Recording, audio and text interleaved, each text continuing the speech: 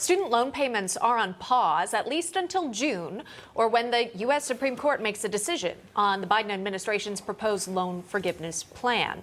Will borrowers have $10,000 or even $20,000 forgiven? The Supreme Court will hear two major challenges next month.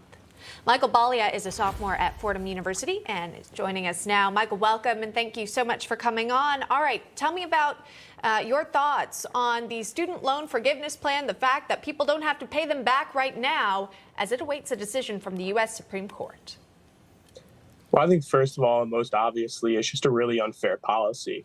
You have an executive branch, the President of the United States, that's attempting to appropriate money here, which is why it's ending up in the courts.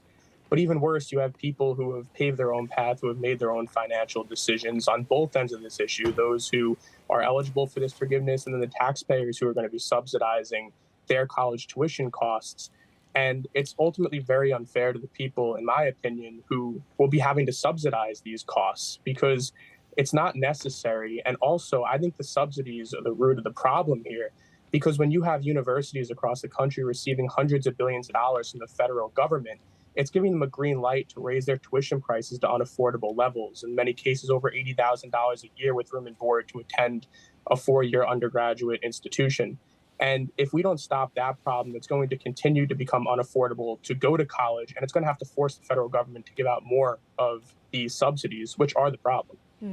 Yeah, definitely an argument that would be made to oppose this loan forgiveness that we've heard before. Michael, let me ask you, when you're applying to colleges, do you take a look at the tuition costs, how much they would charge for you to attend classes and to eventually graduate, and take that into consideration if either applying for loans or agreeing to attend this university?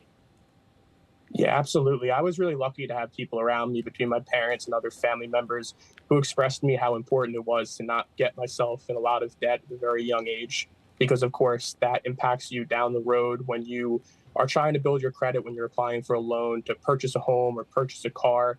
These sorts of debt totals that you get yourself into at 18 years old could destroy your debt-to-income ratio and put you in a really difficult position.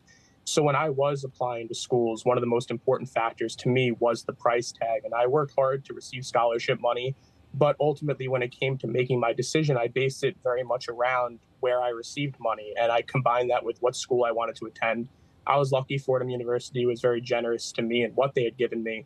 And on top of the scholarship money, I did actually receive a sort of subsidy in the form of a zero-interest federal loan of about $20,000 over the course of 4 years, which certainly is nowhere near the six-figure totals that some people get themselves into. And I knew that when I graduated, it should be relatively easy to pay it back. But again, even those small amounts, when added up to the hundreds of billions of dollars that are being handed out, are the problem. And I think that to add more money into this mixing pot of billions of dollars is only going to make the issue worse and create a real barrier of entry, not necessarily for people going to college, because it is so easy to get a loan.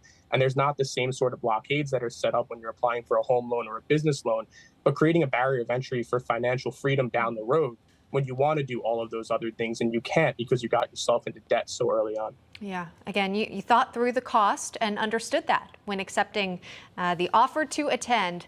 Michael Bellia, thanks for coming on today. Appreciate it. Thank you so much. Thanks for having me. You're welcome.